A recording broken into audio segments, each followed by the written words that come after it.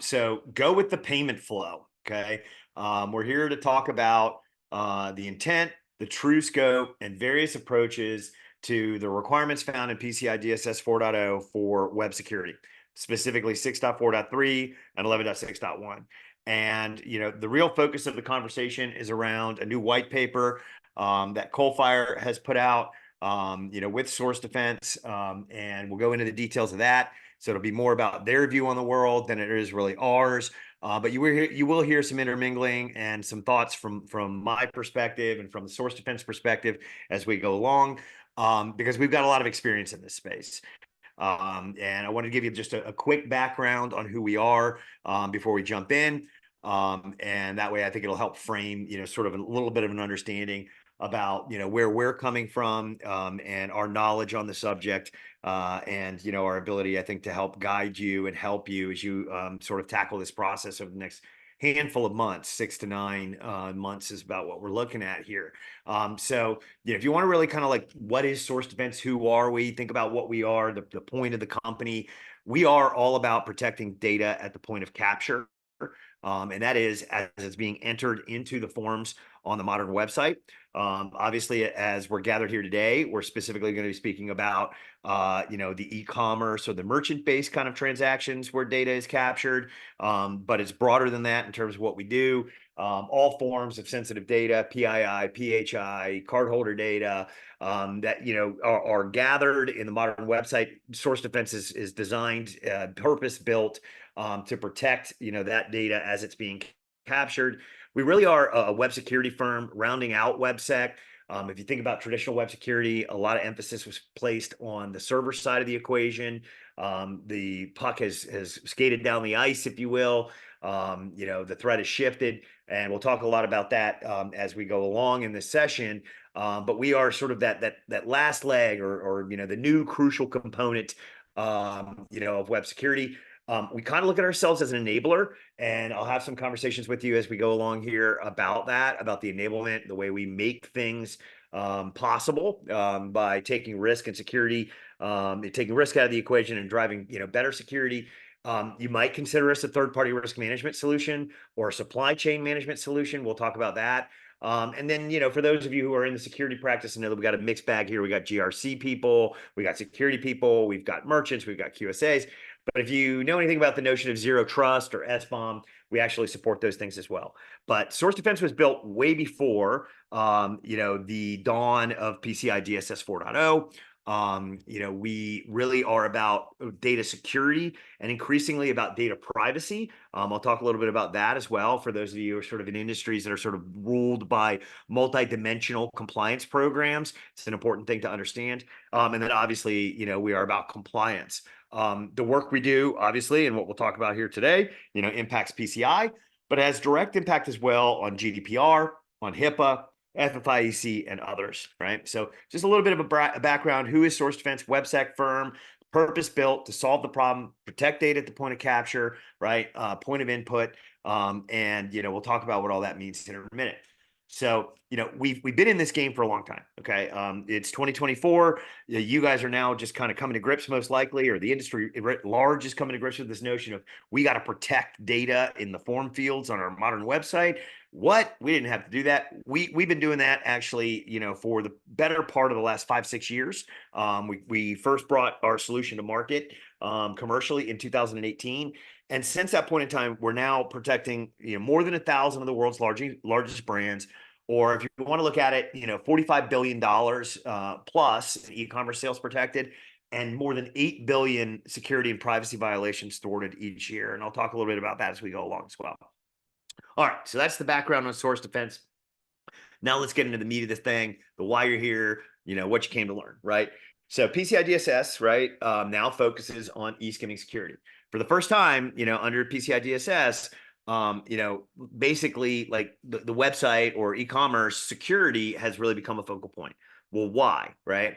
Let's talk a little bit about, what's occurred over the course of, say, the last, I got to look at my calendar, it's going to be 9 years, okay? We've done such a great job. You guys are PCI, professionals. I've been in the PCI game since back when it was, Visa CIS, Visa Cardholder Information Security Program, and when Amex and Mastercard had their own before they even consolidated it. We've been doing this for a long, long time, right? And we have done such a good job in the evolution of our strategies over time. Where our focal point was what on protecting data in transit and data at rest, right? So much so to the point that the adversary has had to shift his objectives to get the access to the ill-gotten gains that he wants, right? So let's look at like what happened. 2015, we had the EMV liability shift, right? Card not present, basically moves and becomes the target, right? Because it's become harder and harder and harder, in a card present environment with that shift, right? In 2016, you really saw the dawn of what's referred to as Mage Card, or by another name, e-skimming. Mage Cart is kind of a brand name, if you will, associated with these coming attacks, because in the early phases, there was a concerted effort really to attack the Magento platform. And so the moniker that was given to these groups by those of us at the time, I was actually at Cyber Threat Intel, was, Mage Cart, right? This is the Mage Cart group. The dawn of these attacks that really, targeted data at the point of input as it's being captured in those forms.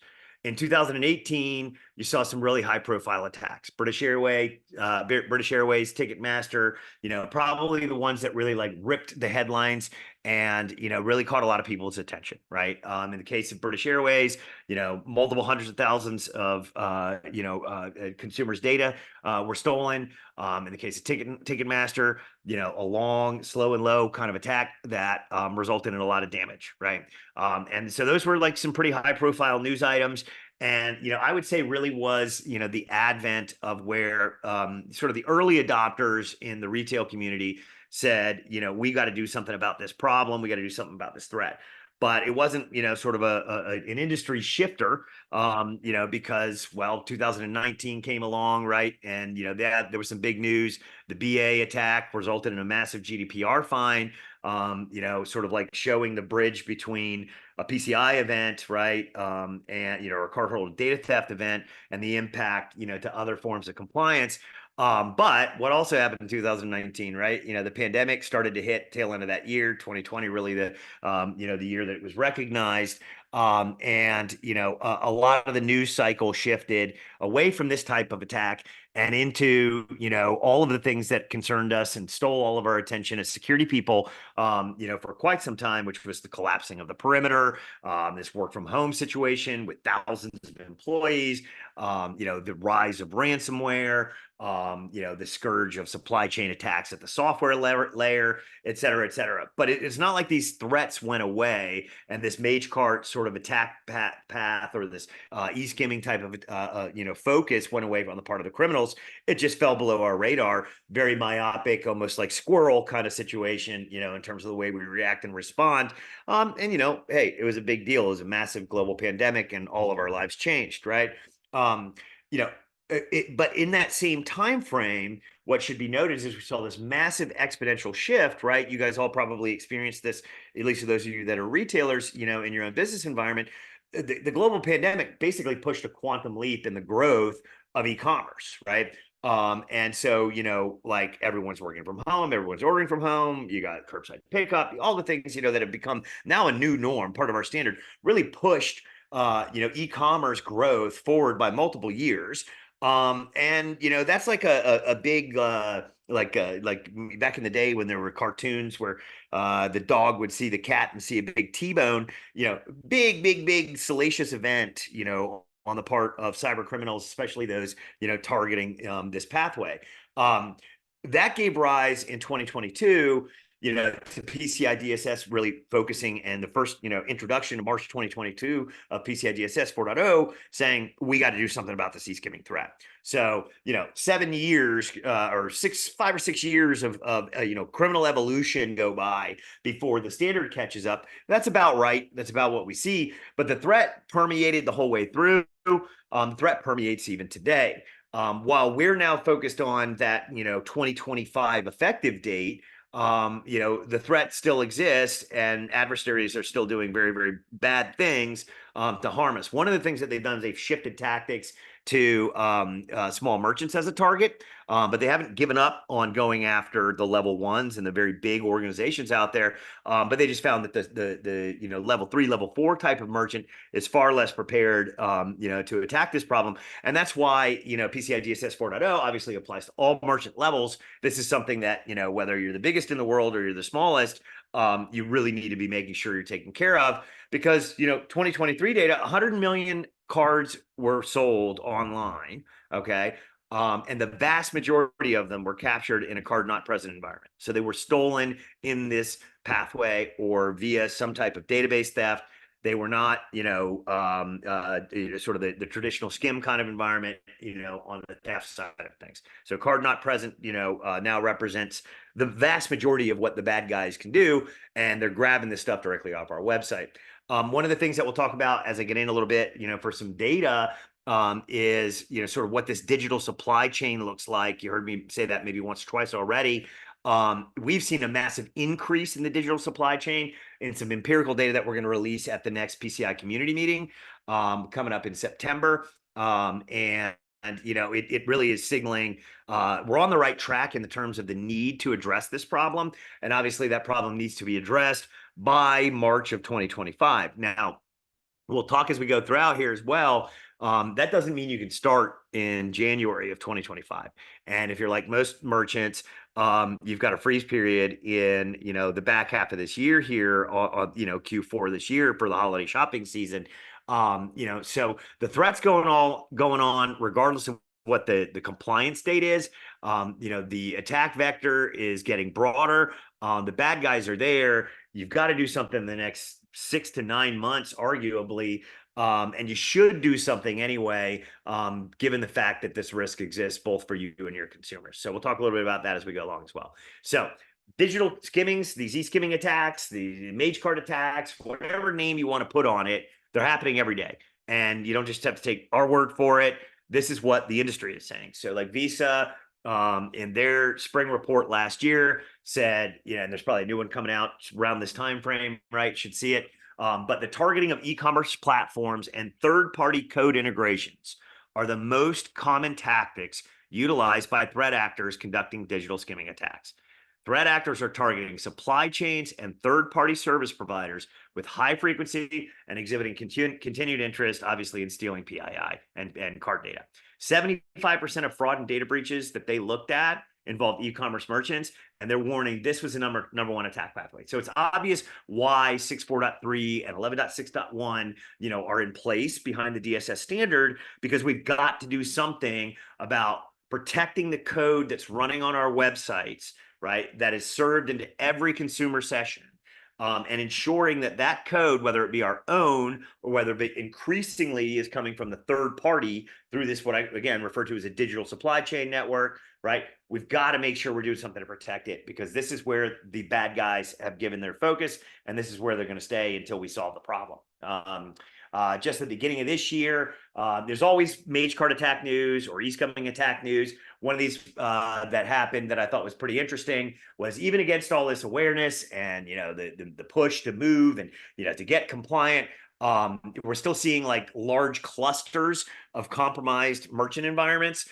This is a Europol report that came out, I think January, February, I think it was February timeframe, saying that 443 European merchants were compromised in one campaign, and millions of consumers across the EU were impacted. So it's happening every day. The card associations are warning about it. The PCI Council's directing us to do something about it.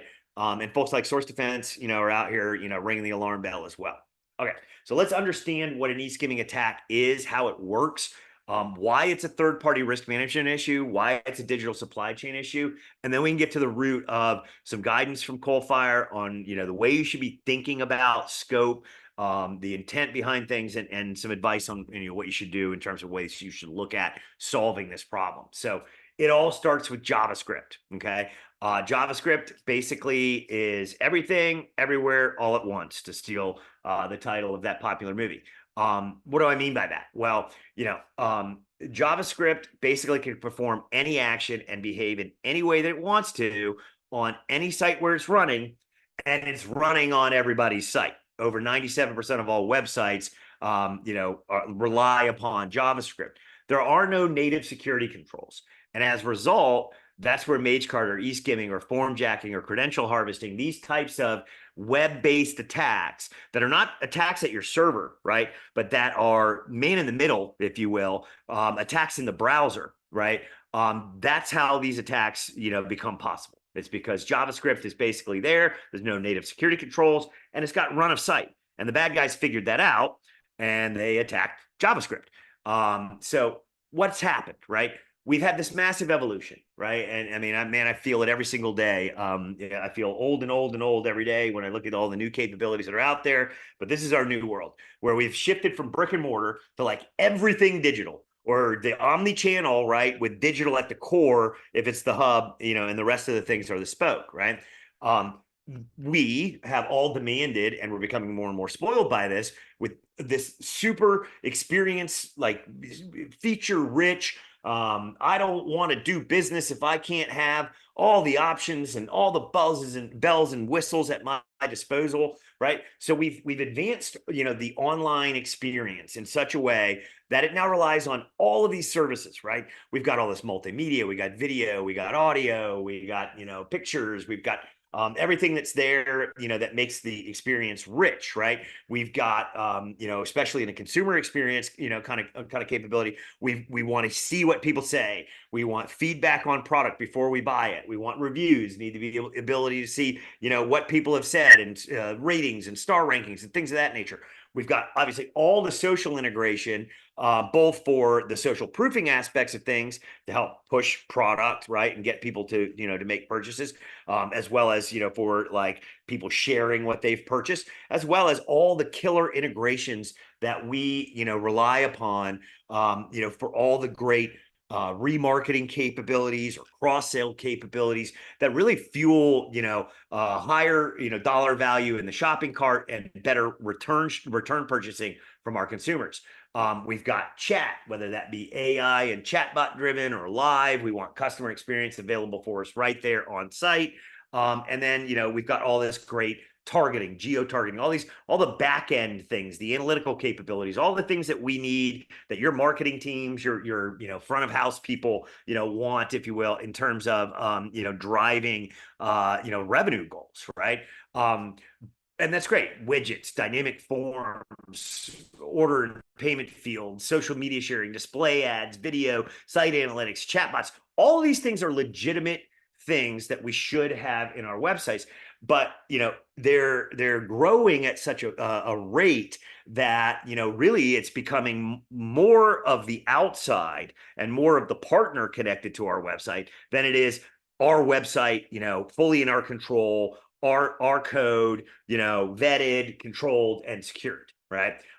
The data that I referenced in terms of the sort of the exponential increase, right, in what our empirical data shows with this digital supply chain. About a year and a half ago, we did an analysis of 5,000 of top world's websites. We've got a white paper, the current version, third-party digital supply chain risk, exposing the shadow code on your web properties. And we try to enumerate, how many of these third-party scripts we were seeing per site, and even fourth-party scripts where you might deploy a piece of code, but it calls on another piece of code or another service somewhere else.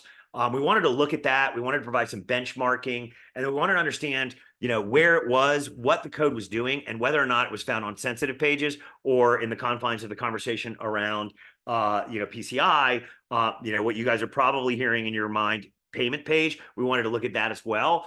And what we found at that point in time was that on average, there's roughly 15 scripts in use per site that aren't yours. Okay. And you would think, okay, cool, that's fine. It's probably not in the sensitive areas where PII or cardholder data is captured, but it's actually the opposite. It's like just as many scripts almost on the sensitive pages or in the sensitive locations as they are elsewhere. And it makes sense when you think about like the capabilities and the things we have some of the script they are doing, the recommendations and the cross-sell, upsell kind of capabilities. When we are looking at the new data that we're going to release here in the coming months, we're seeing that number almost double. So in 1 year's time, the evolution and the addition of more and more services has nearly doubled. And that just bodes well for the adversary, but really, again, drives home the need for us to do something about protecting the consumer experience online, from this mage card threat. It's gotten to the point where roughly 82% of the code and actions of the code are outside of the website owner's control. So, very, very small, like the majority of the things that are happening, on the website, fed to the web browser, in the consumer experience, are not even things that you wrote, not things you have current controls in place to control, and definitely not things you vetted. And I'll talk about why as we dig in a little bit deeper here. One of the things that I want to make sure I touch on, because I know there are people across multiple industries, it's not just merchant, doesn't necessarily mean retail, but is this notion of data leakage, or at least like the exposure of sensitive data, to outside parties, that may put you in jeopardy of violating other compliance standards like GDPR. A lot of news on this. Wired had an article some time back, thousands of popular websites, basically key logging, snagging everything you type into a form before you even submit the form. Google and Meta websites spying on taxpayers. That was an issue last tax season in the US. Healthcare companies being sued for violating HIPAA because the Meta Pixel that was deployed on the healthcare website was actually scraping data and then, recommending, product around, sensitive health conditions that no one would know about. By its nature, the code that's running on the site, again, for all those great purposes that we talked about, is doing things that almost mirrors malware. Okay. And so even in an environment where, you're not worried about an adversary taking over the script, the script itself might be doing things that you don't want it to do if you've got other compliance mandates you need to focus on. And so you got to keep that in mind. Script management is not just about attack prevention. It's also about behavioral control, and ensuring that, again, in that stat, like the 82% of the code running on your site isn't doing things that violate your policies or that violate the compliance mandates you need to adhere to. So I'll breeze over this, but, keep in mind, right, we do this for a reason. Consumers are going to ditch us after a breach. 1 in 5 will, and then 78%, will think twice about doing business with us after a breach, right? So we've got to do this. We've got a fiduciary responsibility. We've got a brand, protection kind of responsibility as well. And now we've got a compliance mandate telling us to do this. So what makes third-party scripts so dangerous, right? And especially those that have been compromised, and why this conversation needs to be more about payment flows than it does about payment pages, is the content found on this slide. Okay. So we have been in this game, as I mentioned, for a long, long time. We have seen a lot of changes in adversarial tradecraft. One of the more alarming things that we've seen, I'll put some asterisks up here in a second, relates to like what adversaries have decided to do. So recording of keystrokes, key logging, that's fine. Capture and exfil data. These are sort of rather mundane. They're bad things. Mundane things in terms of capability. What we've seen more with the adversaries lately is changing page content, adding content, images, video, text, importantly, form fields, and redirecting visitors to websites under attacker control.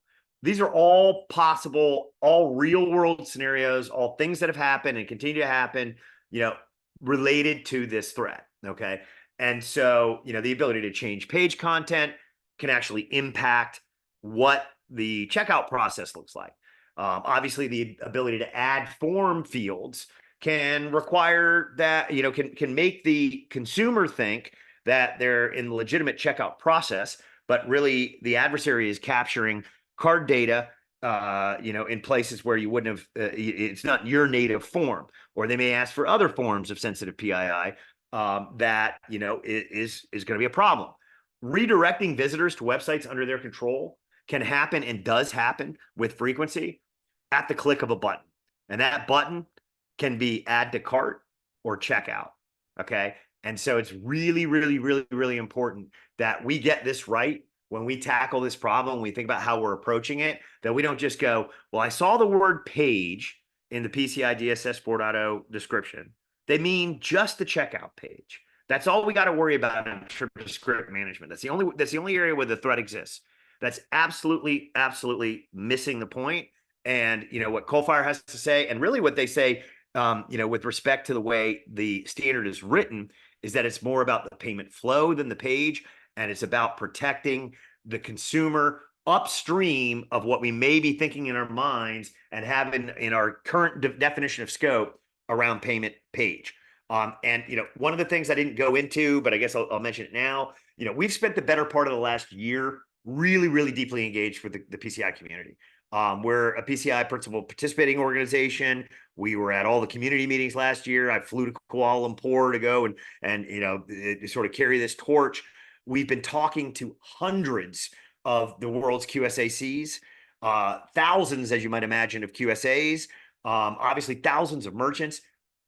There's a consensus that is forming in the QSA community, and you should really talk to your QSA, or you might be a QSA. This may hopefully, be something to be provocative to you and maybe answer some questions or plug some gaps in terms of thinking. But this is not just about payment pages. This is about site-wide script management. So anyway, there's a new gap to fill, right? Off the soapbox, new gap to fill. The rising threat we discussed, the fact that PCI DSS says you got to do this, and now other compliance standards are actually creating this need. The traditional web security solutions that are out there, they stop at the server side. You got to get it to the browser, and so you've got to do something, right? And what do they say you got to do? Okay, so PCI DSS 4.0, the requirements are this, and let's dissect it, right? So they say here are the relevant requirements for payment pages. Confirm that each script is authorized. Assure the integrity of each script, maintain an inventory of all payment page scripts and justify why they are necessary, monitor the payment page headers weekly. That's a big change, right? You guys, traditional pace quarterly for the ASVs, right? And then alert and block all malicious scripts on your payment pages. Okay. So if I'm just reading that, I'm going, okay, cool. I got one payment page. I got to make sure I know what scripts are running there. I got to make sure I have somebody telling me that they're allowed to run there. I've got to have some type of integrity check on those scripts. I've got to monitor this one page and the HTTP headers there, and then anything bad, I just got to keep it from happening on that payment page. Okay. But again, it's a misconception, and I'll get into the flow versus payment side of things here in a second. I wanted to address some other misconceptions, right? Things we hear a lot. I fully redirect my checkout to my e-commerce provider. I'm good. Okay. No, right? Because you are responsible for making sure that, the rest of the website that touches that flow or the page on which that redirect happens, is managed, because it's about what touches through the flow, not the page itself. That button could be compromised, as we discussed, right? I can redirect, if I'm the adversary, I can redirect users or consumers to pages under my control. What's to say they're going to go to your e-commerce provider if they've compromised that page for that button to basically take you off site? We don't run scripts on our payment pages. We just have an iframe. I'm good. Okay. No, all pages, even if there's got an iframe involved, right, have to be monitored, managed. And if you don't run scripts across your site, good luck to you. I appreciate you, but I guarantee you don't. And we can help you discover that very rapidly. One of the things about this whole inventory process that I think is a great forcing function is it gets marketing, sales, and compliance all on the same page, because for a long time, nobody's been watching the shop in terms of what's being added from a script management perspective. My e-commerce provider is going to block all scripts on payment pages. This is actually an evolution, and it's a good evolution, from some of the e-commerce platform providers that are out there. I'm good. No, you're not. Again, if scripts are running on your site, unless your site is completely hosted and managed by that e-commerce provider, that's a level 4 kind of scenario. The rest of the site is in scope and needs to be addressed. I fully outsource payments. We segregated this environment from our website on purpose. I'm good. I just made that case. We only run first-party scripts on our payment pages. I'm totally good. Again, it's about all scripts, and increasingly it's more third and fourth party script running on your site than it is first. But first, third, fourth, nth party, all scripts running on your payment flow or in your checkout process, right, need to be, monitored, managed, according to the standard. So full stop. If you think, I got one page, that's all I got to need to worry about. That's all I got to do. Why page really means flow. Again, compromised scripts anywhere in the site can be used to change the checkout process. So change page content, add content like form fields, or redirect visitors to websites under attack control. Okay. So just at the sort of baseline layer, it can't just be about a page. It's got to be about the flow. And what does that flow really mean? Okay. So Coalfire's white paper, we're going to follow up with it after this webinar. Immediately after this, you're going to get a copy of it. Basically says, well, first of all, they think that the standard actually means flow when they say page. So bad choice of a turn of phrase or bad choice of words. The definition, according to PCI DSS, is a payment page is a web-based user interface containing one or more form elements intended to capture account data from a consumer or submit captured account data. The payment page can be rendered as a single document or instance, a document or component displayed in an inline frame within a non-payment page, multiple documents or components, each containing one or more form elements contained in multiple inline frames within a non-payment page. A lot of that confuses me as I read it, and I'm sure it's confusing to you, and you're going to dig in, and you're going to have the conversation with your QSA, or again, if you are a QSA, you're going to be having that conversation with your merchants. I think Coalfire does a good job of like distilling it down and kind of like making a little of that ambiguity or weirdness in language more, I guess, comprehensible. The entire payment flow is what needs protected. Payment, not page, is the most important part of the definition. It can be a simple page, or it can be a complex multi-part workflow. And what they say, and I really like this, is the old PCI, sort of adage, is like, if the consumer thinks they're doing business with you, they are, right? If they think it's you, you're responsible. So any page understood by the consumer to be part of checking out, right, is in scope. That's what needs protecting. And so I kind of look at that and I say from add to cart onward, I would say it's the point where you have the consumer effectively making a decision to move towards purchase, and where the adversary, can fork off of that decision by the consumer, to redirect and to steal the data. From that point forward is where you need to be, looking at things and defining, sort of the scope of your 643 and your 11.6.1 focus. They go on to mention, beware the addition of card capture forms, beware the addition of form fields that are bogus, redirects like we've just been talking about that can lead to key logging.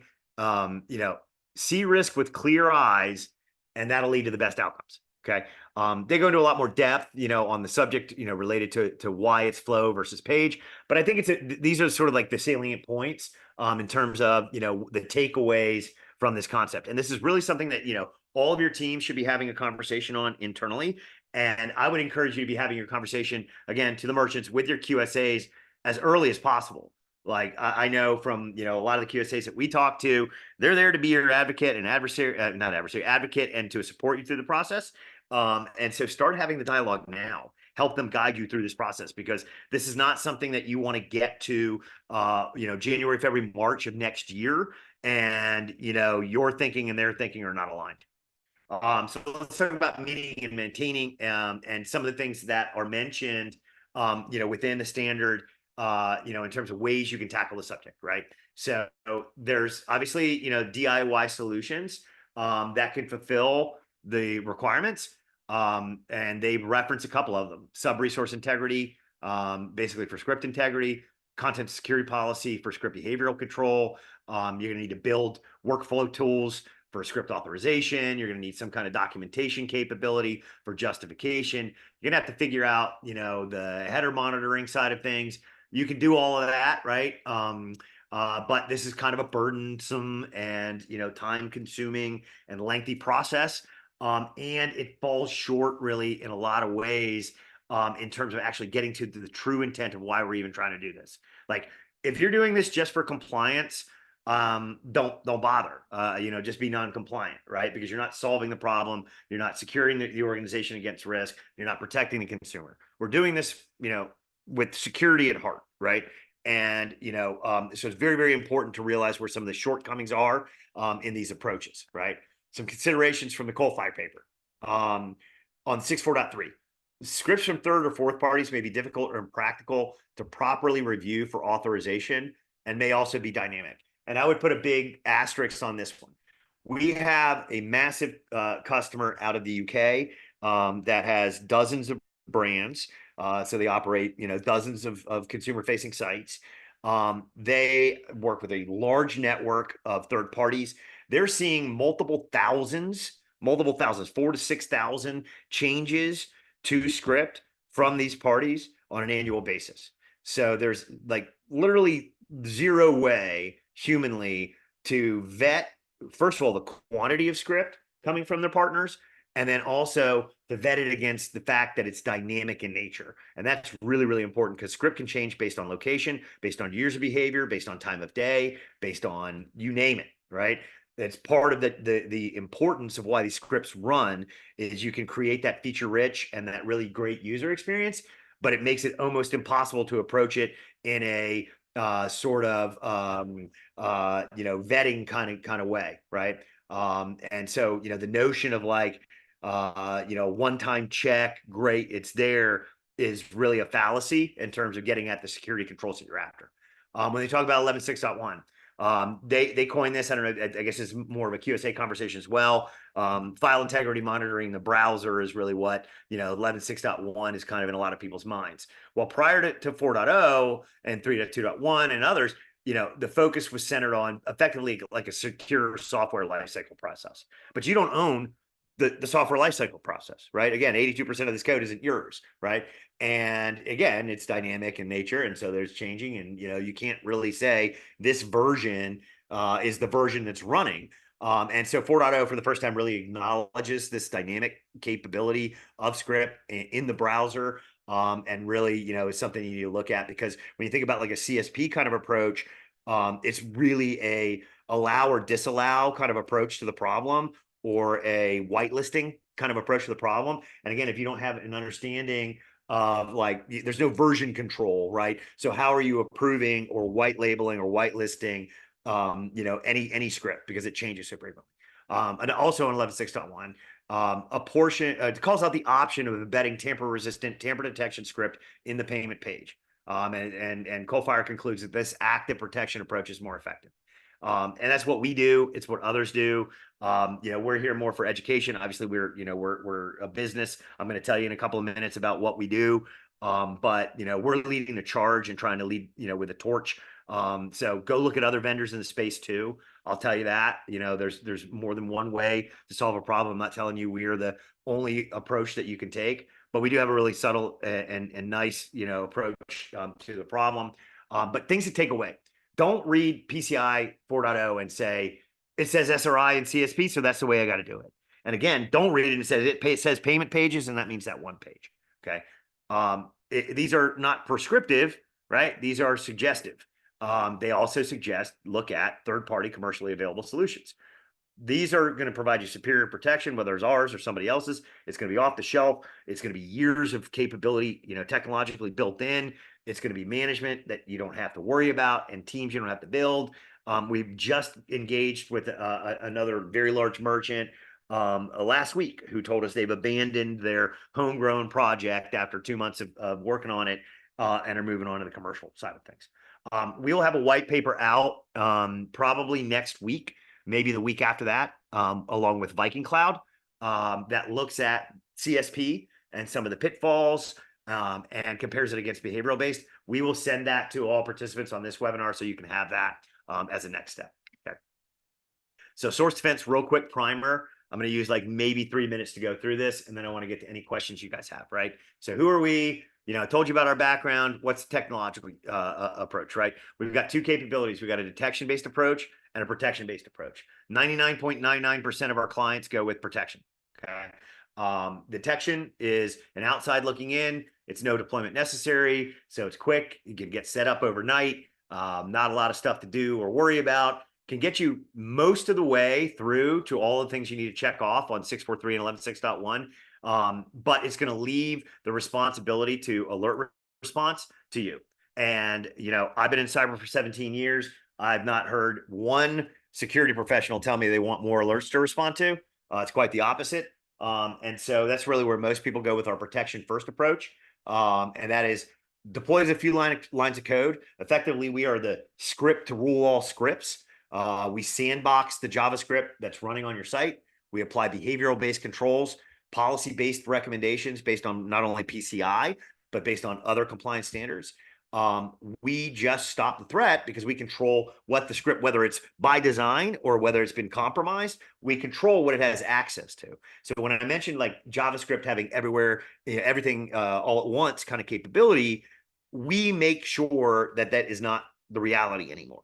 But we do so without breaking the consumer experience. So think of it like this: the script is still running and it's still behaving, and your website is still designed and performing the way it needs to be performing. But we're limiting visibility and access to form fields, including the ability to add things, make changes, things of that nature. So it's really about a preventative search solution first. That's what we got there. We built a PCI focused dashboard. A ton of QSAs are using it. Merchants more and more are using it. It's for both the merchant and the QSA communities. It basically emulates what you would see in our commercial product. I would recommend, if you haven't already, go ahead and take the first leap, and we'll give you an outside in looking view. Basically, it's using our detect capabilities to give you your first visibility into this that can get the project really kickstarted inside your environment. We'll give you the answers to all things as prescribed by PCI. So we'll give you a full script inventory, inclusive of the shadow scripts or the third and fourth parties that are, or the fourth parties and fifth parties that are on your website. We'll give you the ability to justify all those scripts so you can start having the dialogue and use that as your documentation platform for compliance. We will do, for the first 90 days, scan all the web headers for you on a weekly basis. That gets throttled back because we just can't keep doing this for hundreds upon thousands eventually of merchants.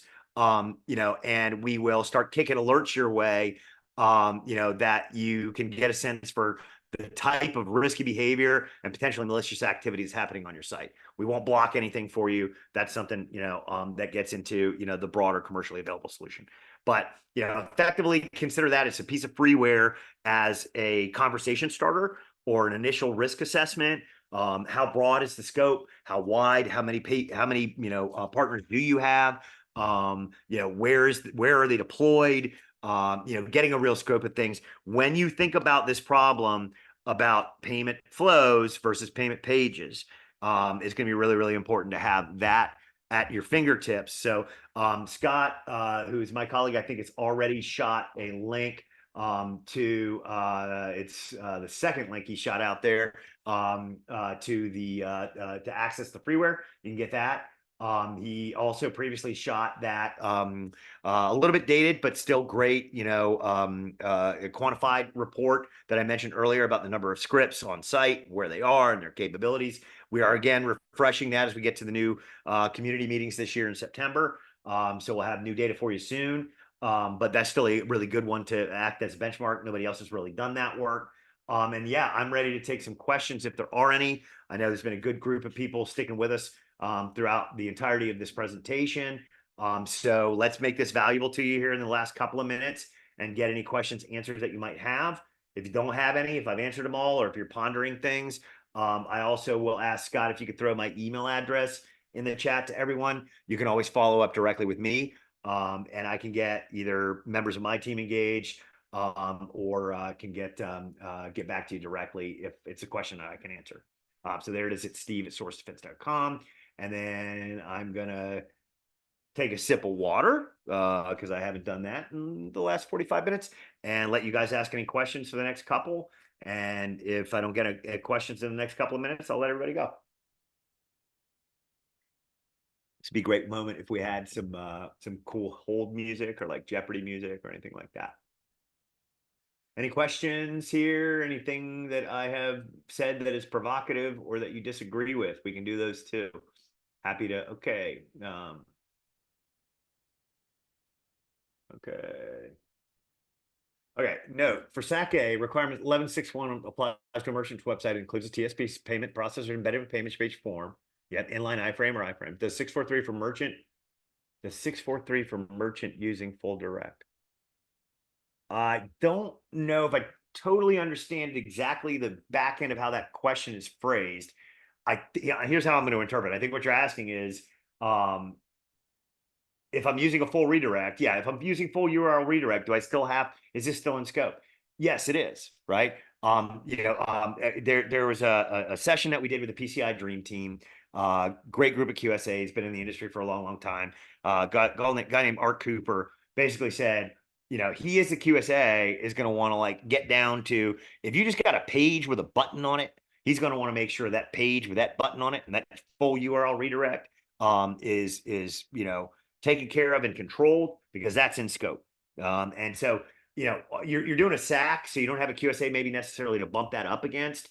But there are plenty of resources out there, and we can even introduce you to folks if you want to go with some QSA guidance, because we know a lot of them. Even Coalfire, obviously, who did this paper, can help answer some of those questions. So you're not just taking my word for it, but yeah, it's in scope. You need to manage, or at least prove and document that you have the controls in place, right? Even if the control is I'm not running scripts on site, that's still in scope, regardless of whether or not you're fully redirecting. Okay, hang on, I got another one coming in here. Yeah, Scott from the team has just dropped it's a quick 1 minute video, but just with some thoughts from that Dream Team webinar, or it might be the full webinar, I'm not sure. There's a video that kind of summarizes some of their thoughts around not waiting. There's a full webinar. It was a great roundtable. It's about an hour long, 45 minutes long. I would encourage you to listen to that. 5 or 6 of the guys from the Dream Team right on that session, answering a lot of those types of questions. What's in scope? What are they going to want to see? What should you expect? What's the SAC requirement versus a full blown AOC? That kind of thing. Okay, great question. Hopefully I answered that for you. Any other questions here we got from the field? Happy to answer them. Thank you very, very much. I appreciate it. You guys take care, and we'll talk to you guys soon.